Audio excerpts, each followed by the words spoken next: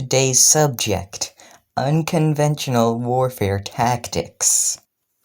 If you are going to be talking about unconventional warfare tactics, war crimes do not count. Yes, there are war crimes that would be considered unconventional, would they not be war crimes? But being a war crime and being unconventional in terms of warfare tactics are two different things. So, if you're gonna talk about effective tactics that are unconventional, one suggestion is a sword made out of asbestos. Yes, it can have negative impacts on human health if it is, say, inhaled, but asbestos but keep in mind that it isn't always like a day after the inhalation. Oftentimes it takes years or other long quantities of time in order for the effects to be apparent, meaning that it has plenty of time to be treated and then and removed, so the asbestos won't be that bad. And even if you are concerned about asbestos inhalation from when, say, the sword is chips or it snaps due to you trying to imitate the ninja for some reason, and then when you walk on it, the sword snaps. Though given how its strength is comparable to steel, that's... I'm no expert in how durable steel is, but it's pretty darn durable. Much more than human bone. So, probably not going to snap. Did I get it? I think the bug's dead. Or maybe not.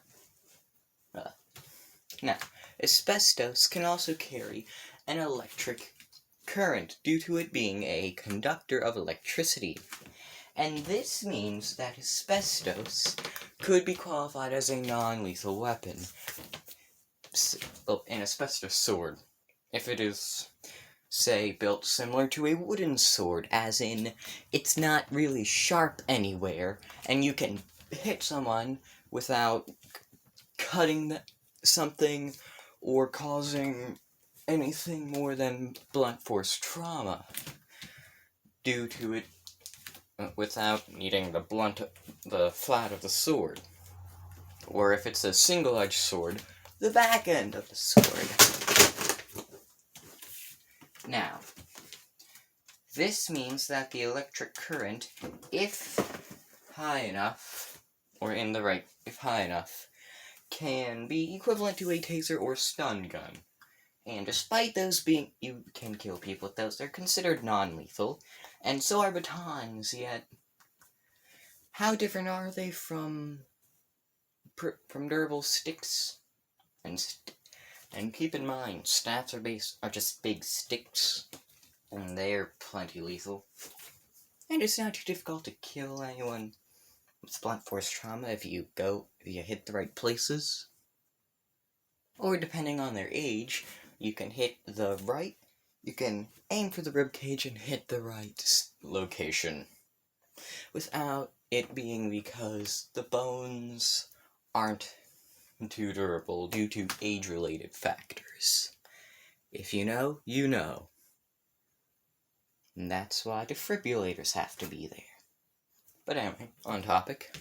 And if the sword is to be heated up by the electric current, keep in mind it is possible to heat things up with electric current, you can, if it's in the right temperature, you can cauterize wounds. Though there are many places on the human body where cauterizing a wound, you're not your third-degree burns aren't going to be much trouble.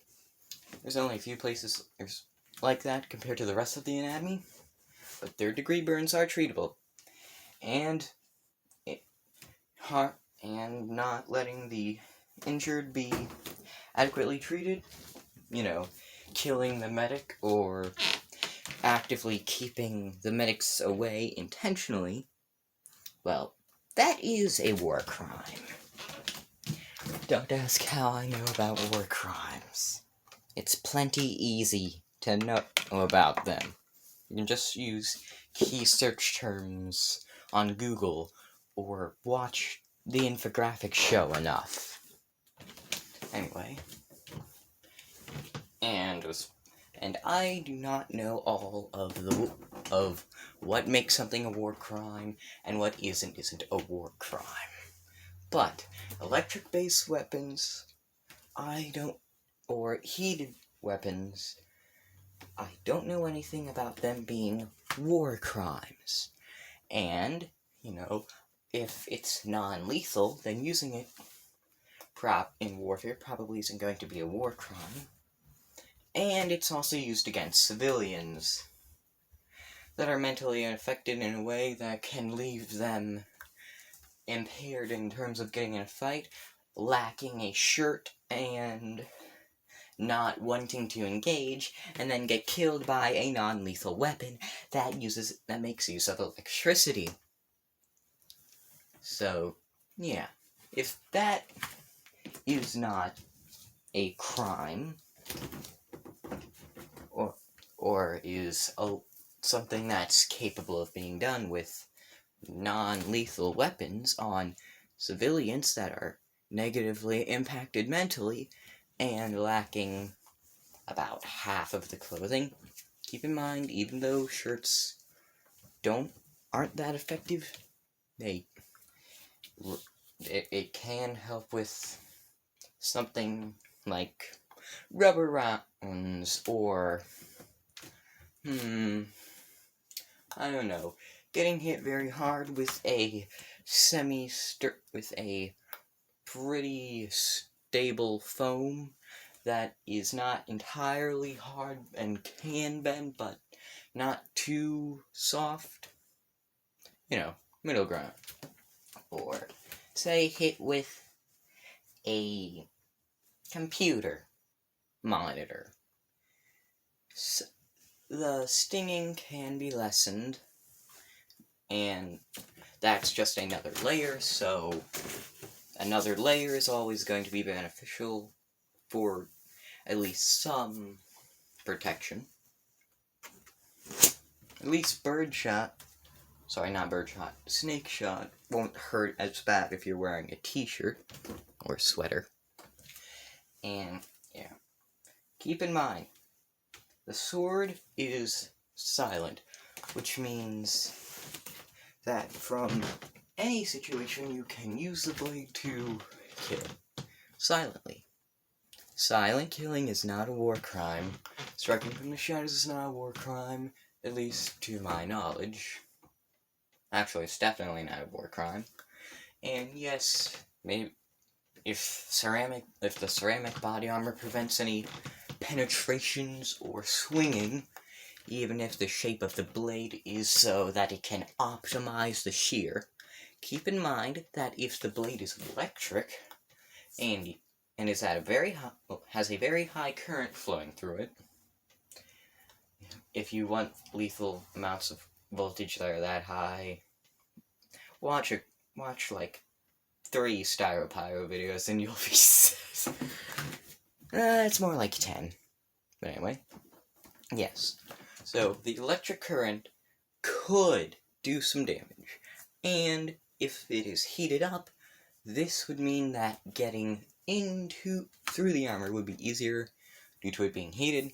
And asbestos is very heat resistant, and also was first used in the Stone Age and even in the year 1969 was still used as a building material for houses.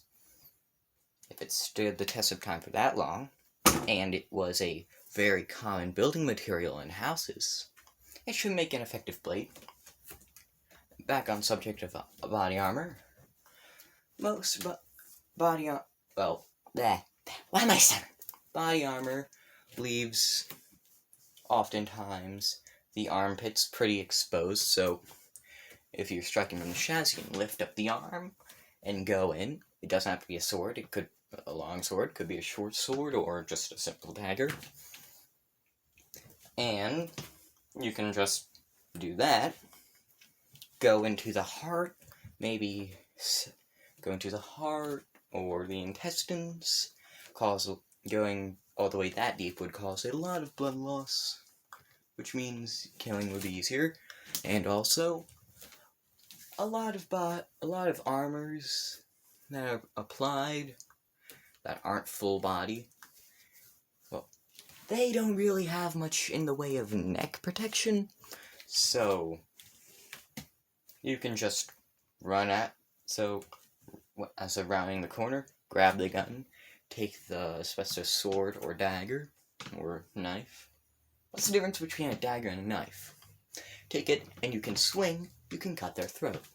And if you are in the right position prior to striking, or it's convenient due to circumstances I'm not going to get into because of runtime, you can stab underneath the neck, but above the chest area, rib cage. Top of that, where the collarbone, I don't know.